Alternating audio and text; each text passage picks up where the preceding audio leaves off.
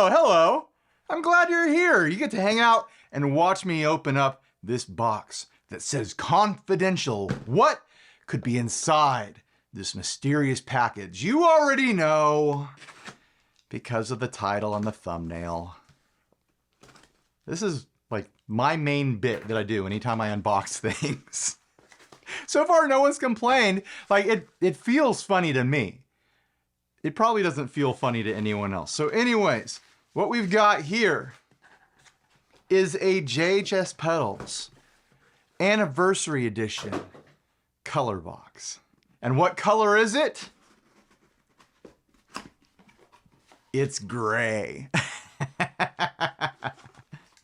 But why is it gray? Why did they make this version of the color box this dark gray? It's because originally the very first early versions of the color box were this color gray, and that's the version they sent out to all the different YouTube channels and media outlets a decade ago when they came out with the first version.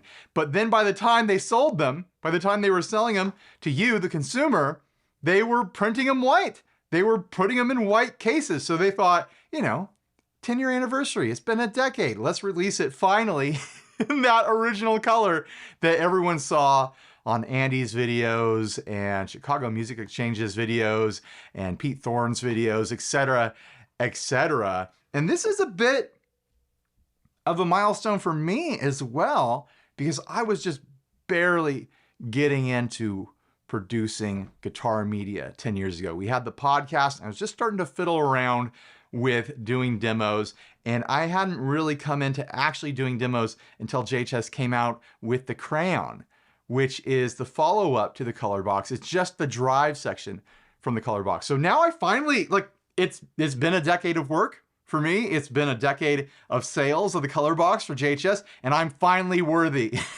I wasn't even operational as a demo channel the first time it came out, but now I am, and I get to celebrate this decade of guitar pedal nonsense that many of us have been deep into for so long now. If you're not familiar with what the color box is, I probably should have led with that. It is basically a single channel of a Neve recording console in a pedal. It even has a bunch of transformers in it. It has a logo on here for Lundell Transformers. I think maybe 2 transformers. I said a bunch, and that might be overselling it, but you get the point. Like, it is literally like a channel taken out of a Neve console and put into a pedal. And a lot of people hear that and they think, oh, this is for making very finely refined sounds, for just dialing in this perfect studio sort of sound. Yeah, that's true. You could do that, and it can be used for guitar or microphone. It has these jacks on the sides where you can plug in XLRs, or you can plug in your 1/4 inches. But the way I like to think about this is that this is an opportunity for all the wacky, irresponsible guitarists out there to cosplay going into the studio and just intentionally trying to dial in abusive, broken sounds, trying to push a Neve console into irresponsible territory, pushing it into drive and distortion and gain where, you know, it wasn't ever intended to be. So I'm a little bit excited to experiment with this thing and make a racket, make some noise, disrespect the high quality lineage of the circuit that lies within.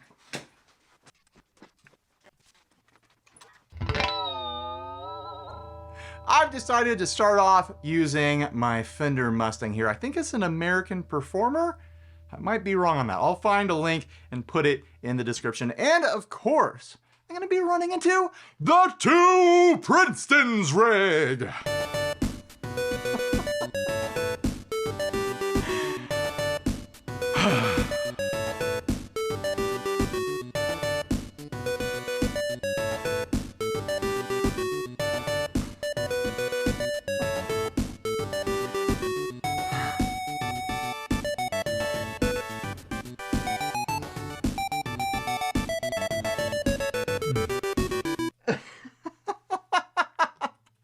I'm sure we've got a lot of JHS fans out there watching this video right now. And if there's anything I know about JHS fans, they like a novelty. They like a silly little gag. And so I thought it would be fun to let the two Princetons jingle run a little bit extra just for them. So anyways, let's get into it. Here's my dry signal from the Mustang. And here is the Colorbox V2 in special limited edition gray. All the knobs are turned down, aren't they? So all the red knobs are the gain section. From what I understand, this is going to be, yep, a clicker knob for different levels of gain clipping, I think. What does the manual say? Let's read it real quick. The step gain changes the gain of each preamp stage in 5 stages. Rotating the step knob from left to right will increase the gain by default. It's all a bunch of numbers. I don't want to read a bunch of numbers. We're just going to use our ears to explore this thing. This is not a new product. This is the V2 of the Colorbox. It just happens to be in a limited colorway. There's so many other videos out there that you could go watch right now, I'm sure. I don't have to be the guy. This is great when I get to do a demo like this, where the responsibility of explaining the whole thing doesn't land solely on me. I love it. I get to just have fun and explore. So that's what we're going to do. We're going to use our ears and not worry about the numbers or the specs. All right, let's get everything up to noon. Oh, nice. There's a center notch on the EQ section. You've got treble, middle, and bass, and then you've got shift knobs. This controls the placement of the EQ for each one of these. So it's kind of like the outside ring on a metal zone for the mid control, where you're deciding where the frequency range is for your boost or your scoop of that mid. Only you get it for each band of the EQ here. There is a high pass filter with an on and off switch and a high-low switch. If I remember correctly, this is like high headroom or low headroom or low gain, high gain, something like that. There's more clipping on one of those. I don't remember which.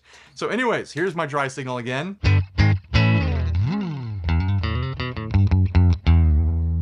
Here it is with everything on noon, except for that, except for this. Even though that's all the way up now. It doesn't go farther than that. Oh, there we go. We've boosted.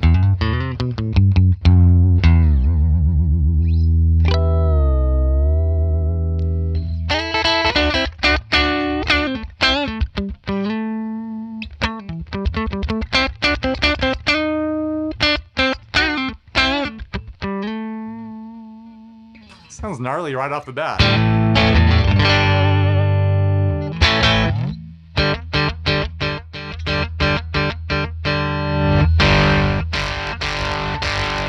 So pre-volume is like a gain. All right, so you turn down the step to get cleaner. Is the high pass on or off? I think it's off.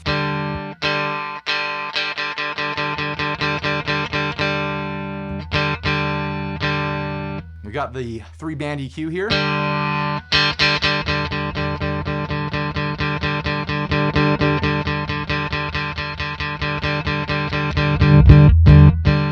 There's the low end. Let's turn everything down but the treble, and we'll go through the range of the shift. Should probably turn that all the way up or all the way down.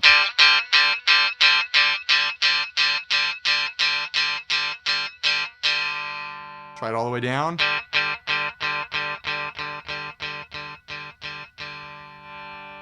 Now we'll do the same with the middle control, all the way up.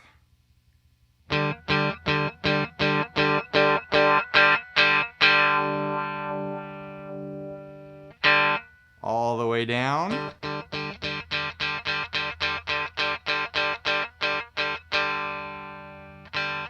Now the bass control. Oh man, all the way up.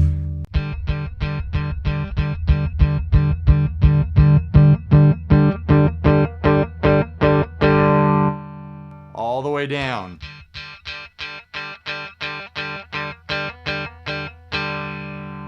As you've probably figured out, This is a tone tweaker's pedal.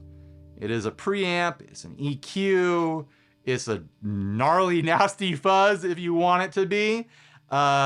It gives you presence, it gets you darker, it gets you brighter.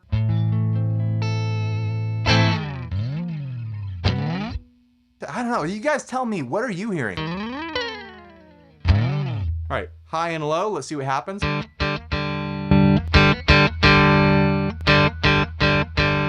Definitely more gain with that switch up. Let's goose it. Let's cut straight to the chase and get heavy with this thing. That's the sound I remember from the Crayon. This like insanely broken, nasty, like recording desk pushed to the max kind of broken fuzz.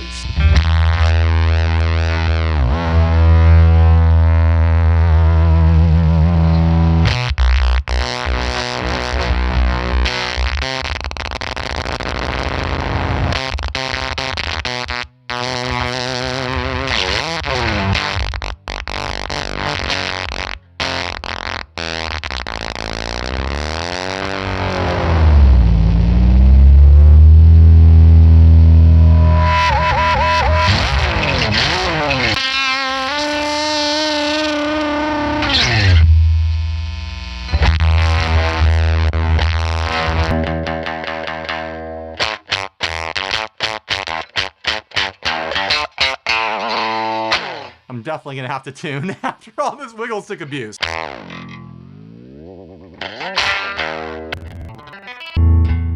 I want to dial in just like a nice sound. Then we'll go from there.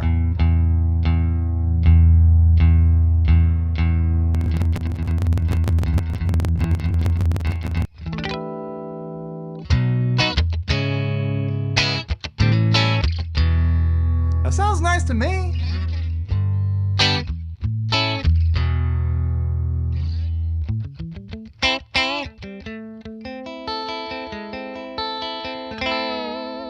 It's got a sparkle to it. It has a little bit of like, it feels like it wants to drive, but it's still like crystal clean.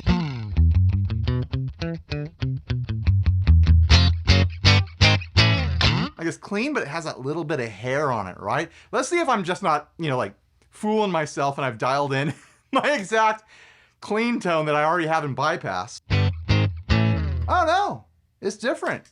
I dialed in some sparkle, didn't I? Of course I did. Bright, bright, bright. That's what I like.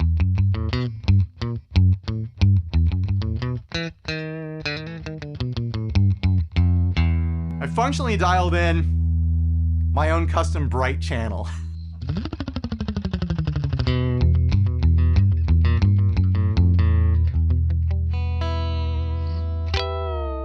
But that's really what this sort of product does, what this sort of pedal does. Like, I'm saying that like there's a bunch of other pedals out there that are basically channels taken out of Neve consoles. Is it pronounced Neve or Nev? I know there's only one E, right? Well, there's two E's, but one's at the end. You know what I'm saying. Is it Neve or Nev? I'm always mispronunciating everything. It's embarrassing.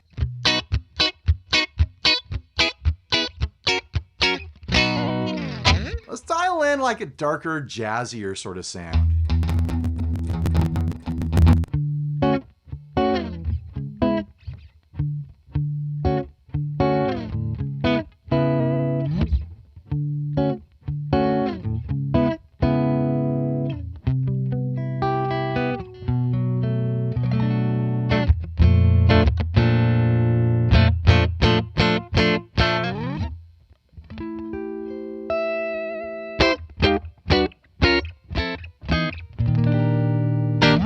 Did I jazz? Was I jazzing?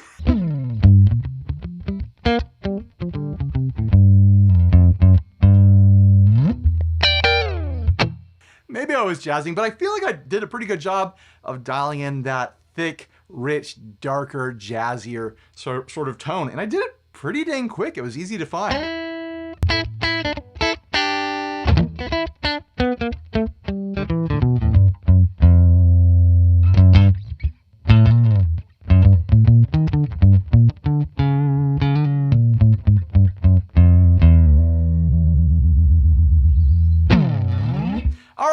try to dial in like a mid crunchy sort of sound now. I did that full-blown ridiculous over-the-top broken fuzz sound earlier, but I want to see if I can get like kind of a traditional overdrivey sort of sound.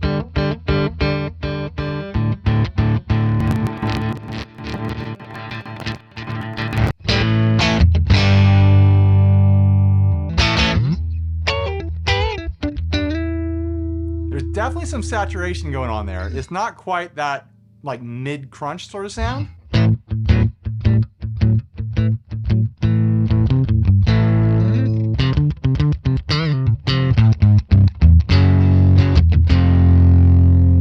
But there's this fun like fuzzy artifact that is swelling in and out, especially with low end from the guitar.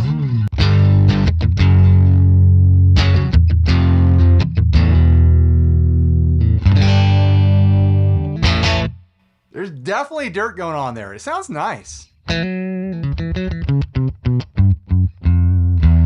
It's all how you dial it in though. Like, this is not a pedal that's gonna give you anything for free. You have to have ear skills. You have to kind of know what you want to get out of it. You have to spend the time. You have to spend the time dialing it in. It's not gonna be just like a distortion pedal where you set the unity volume and you just turn it all the way up and then figure out your tone a little bit. Like, you gotta sit there and work at it with this thing. That's what it's there for though. That's the intention of it for the people out there who are tone tweakers, who have some special sound that they're trying to find, and they need to sit and twiddle knobs and experiment all day long.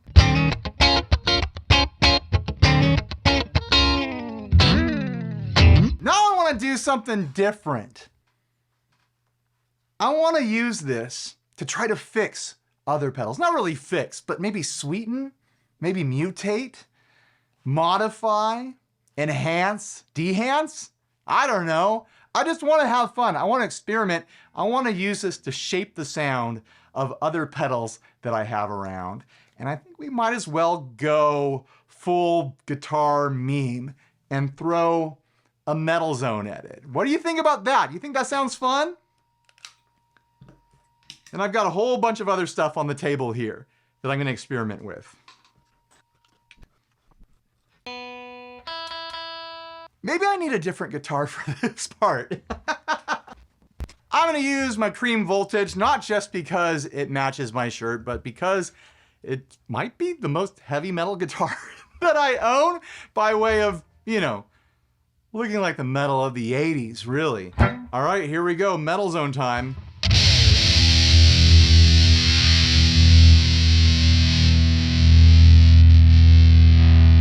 I'm gonna dial it in as best I can on its own, and then try to use the color box to sweeten it.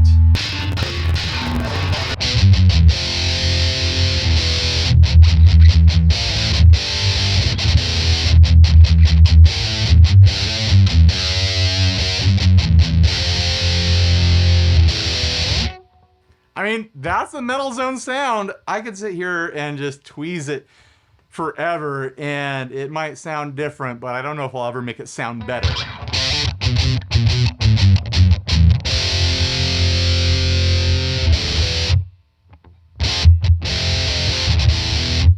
It's a little different. Is it better? I don't know.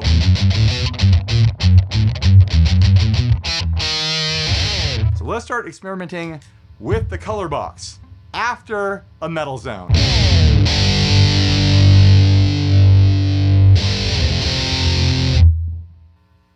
Right off the bat, it sounds bigger.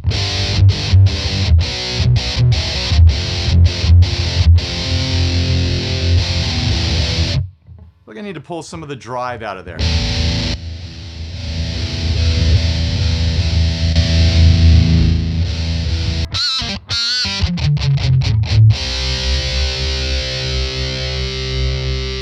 I'll be danged and darned if that doesn't sound better.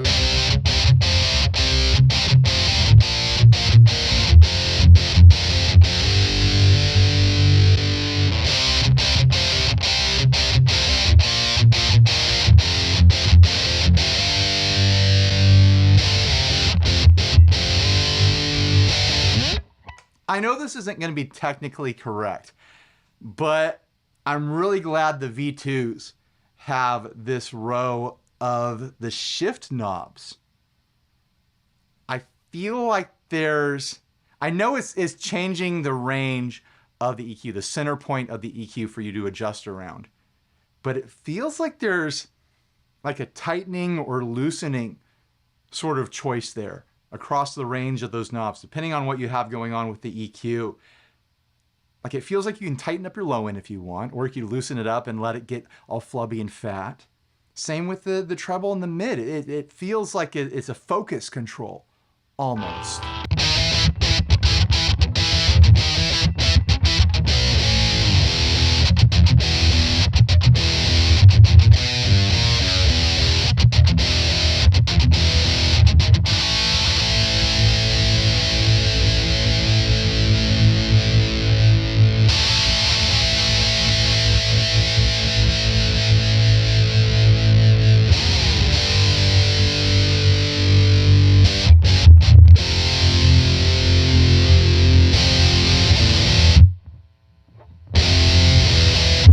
Sounds massive. Just some little tweaks here and there.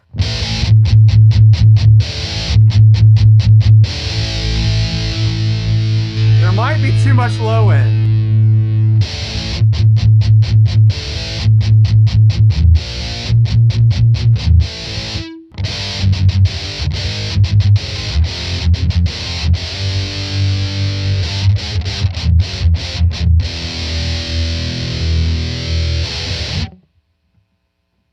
That's a weirdly great pairing. I was doing it as a joke, mostly. Oh man, but yeah, I ran into a wall with a metal zone, which most of us do. It was like, I think that's the best I can make it sound. And then the color box opened up a lot of tone shaping possibilities after the metal zone, where I can dial in the EQ and even the saturation and the presence by fiddling with the gain controls and things like that. Oh man, it unlocked it a little bit, didn't it? If I was more of a high gain guy, I could sit here and make a whole video out of that, couldn't I? All right, let's move on to something else. I want to try something that is definitely further up in my wheelhouse. I'm gonna throw the Surfy Bear at it. You've probably seen my video recently where I shot out different spring pans that Surfy Bear had sent me in the classic Surfy Bear. Well, I took that Surfy Pan Extra, the one that came in the classic, and I put it in the metal because this is the one that I tend to gig with. This is the one that lives on my Dinosaur Ghost board. So it's like, yeah, I want that extra inside of this one.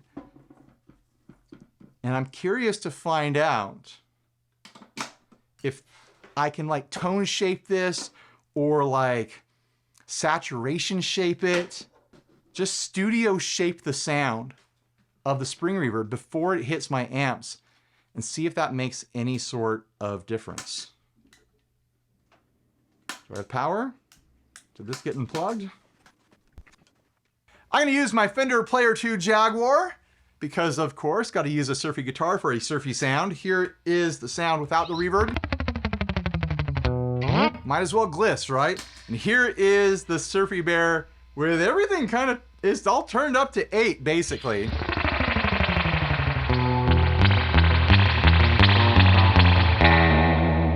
Oh, that's a bit rich, isn't it? All right, that's all like 777.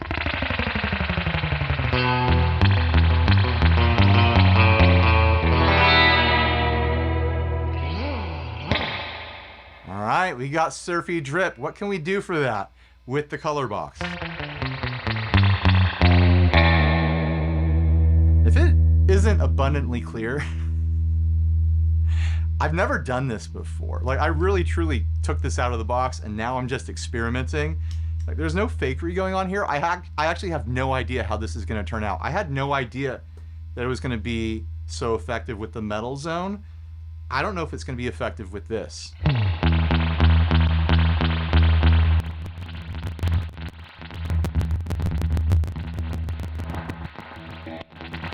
All right, I think I got it dialed in to sound pretty good. It's probably gonna be a very similar sound to when I was just playing clean and added some sparkle and some warmth and some presence in there. I don't remember what settings I had way back when I was recording that. Gosh, maybe an hour ago. So let's see what this sounds like without the color box, and then we'll throw it in and see if I did a good job.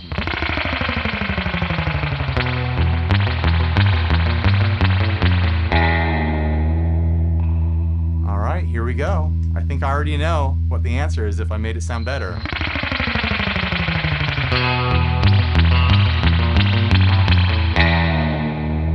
Oh, it sounds sweeter.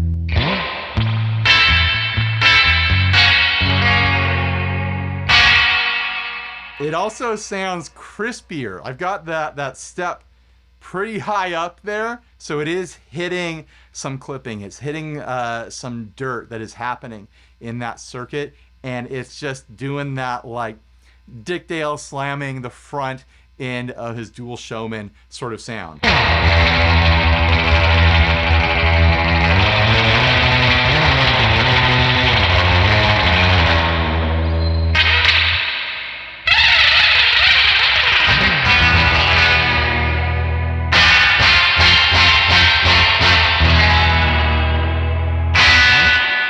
I could probably afford to turn down parts of the Surfy Bear because it is accentuating that trail so much. Jeez, that's over the top.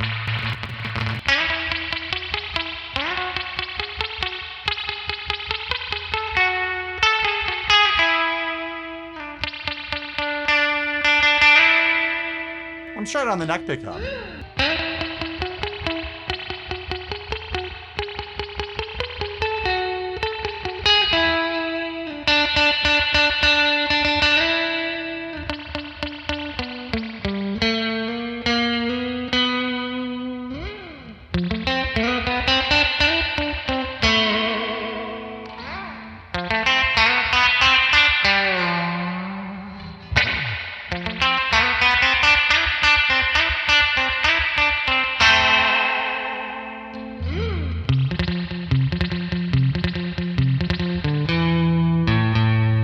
Now without.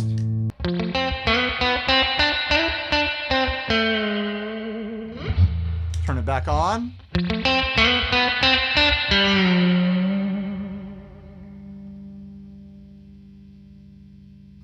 I mean, it sounds great.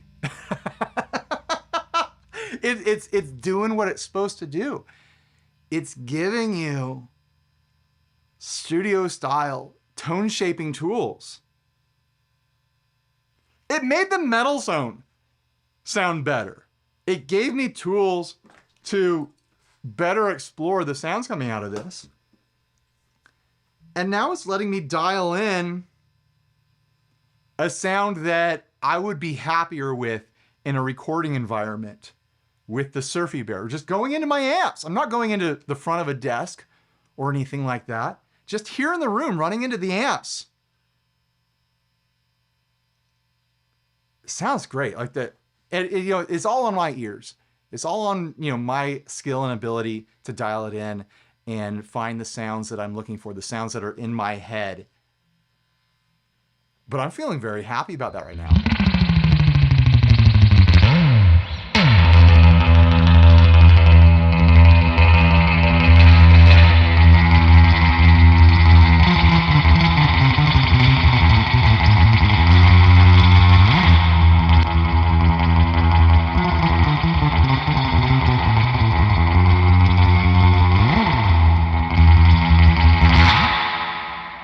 Yeah, I want to grab the bass 6. Here it is without.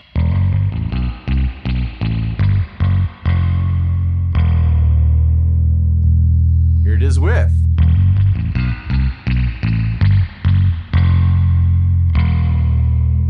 The low end is more present with this setting.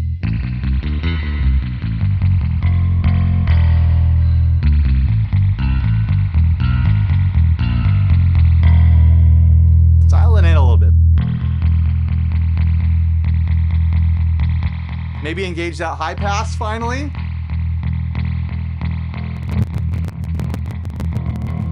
Might as well get dirty, right?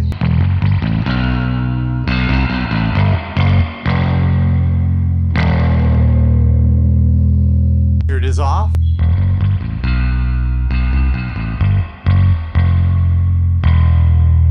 Now here in room, the volume levels are different. In post, I will match them. I will match the volume levels so you're not being tricked by one being louder than the other. I'll do my very best anyways.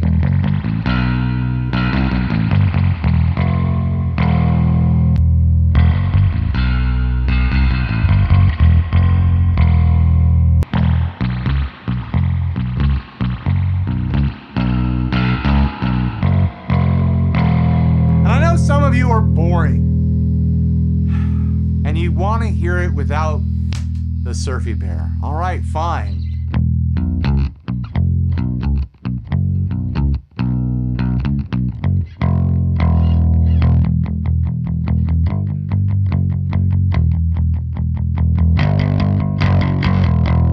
I like that little bit of like crispy grit that's on the edges there. If I wanted to, I could dial that out.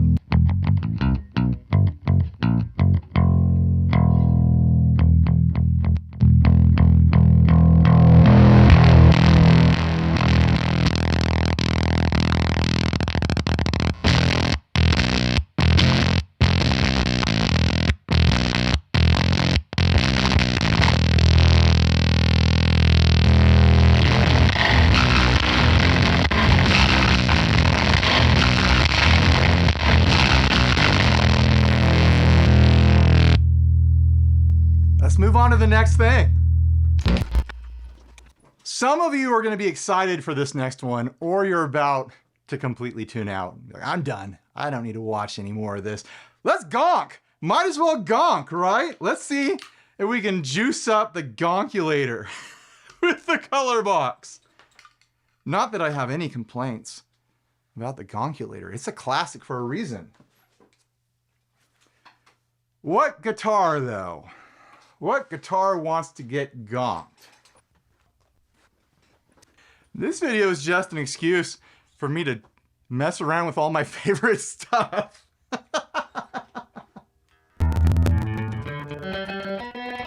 And as you can see, I have selected my Epiphone Crestwood 500th anniversary year model. I actually don't remember. Does it say anywhere on here?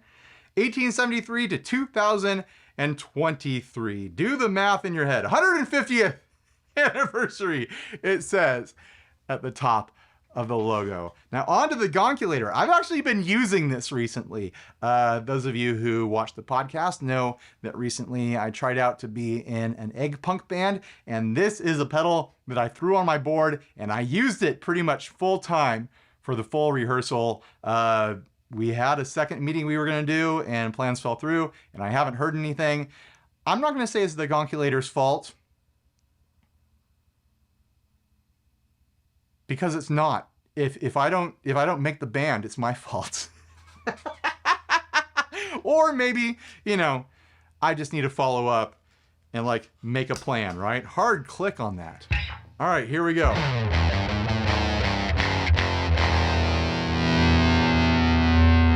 If you're not familiar with the Gonkulator, it is a ring modulator and a distortion in one box.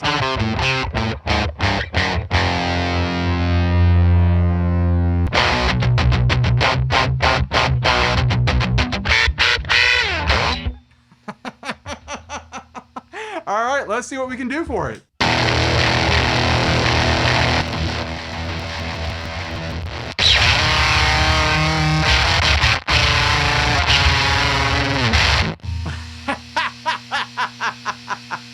Here's what it sounds like without the color box. Is this what you were expecting from a color box demo?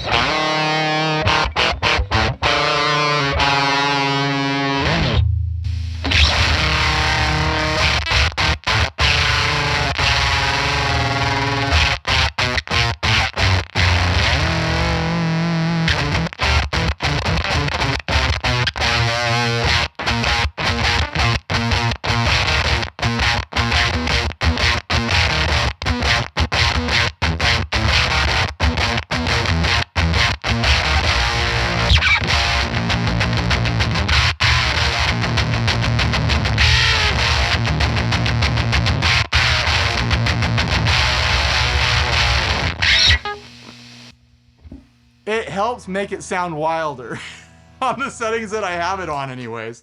Here's my dry signal without the color box and without the Gonkulator. And here it is, just the color box. So you can hear why it sounds more wild, more broken.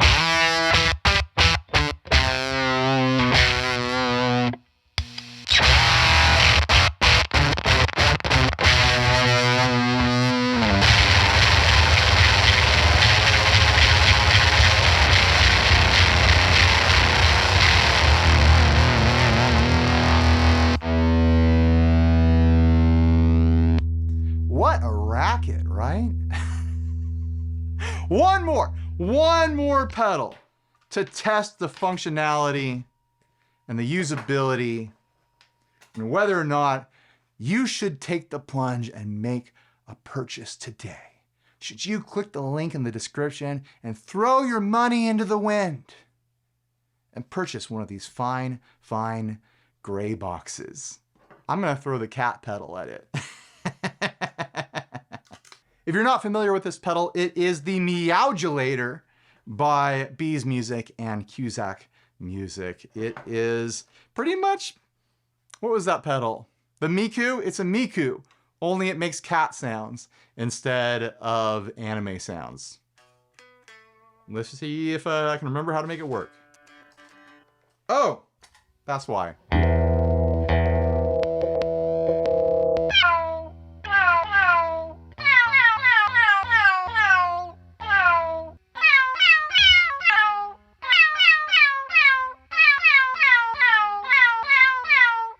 Try a couple different voices.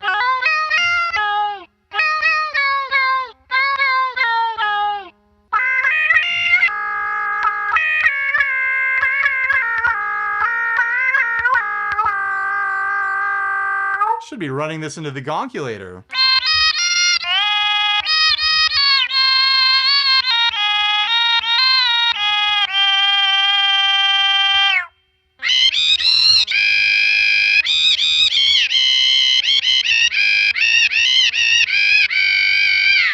That's hurting my ears, like legitimately, like the frequencies of that are like buzzing my eardrums right now.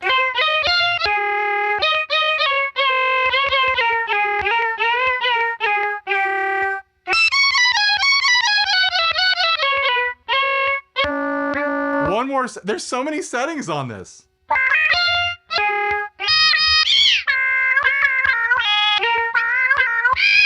I think that one's like random or something.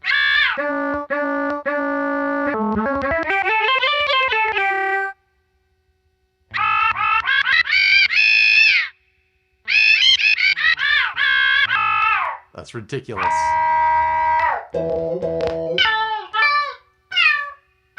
I think the first setting sounds most kitty-like.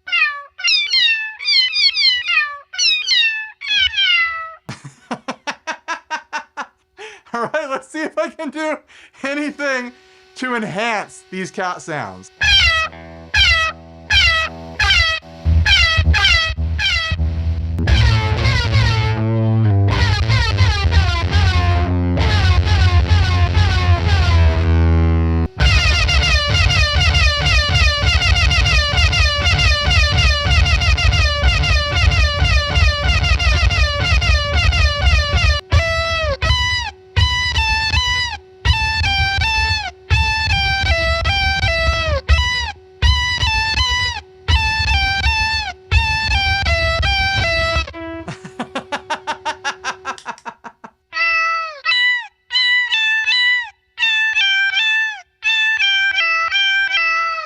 I've been doing this crazy like higher gain thing. Let's see if I can just like pull back some of the high frequencies.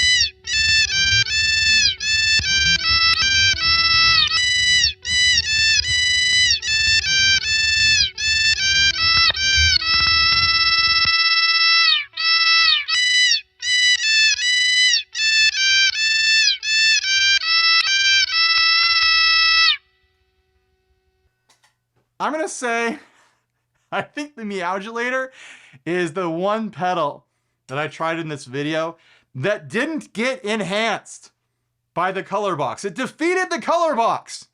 Of all the pedals, it didn't feel like it was bringing anything new or special. It didn't feel like it was sweetening it or making it more recording ready. It allowed me to distort it and to get it grittier and crazier. But yeah, the Metal Zone, huge shock. That was great. Like if I'm gonna record with a Metal Zone, I'm gonna bust this thing out. I'm gonna throw that at the end of the chain to shape and mold. And especially like the Surfy Bear, like a spring reverb.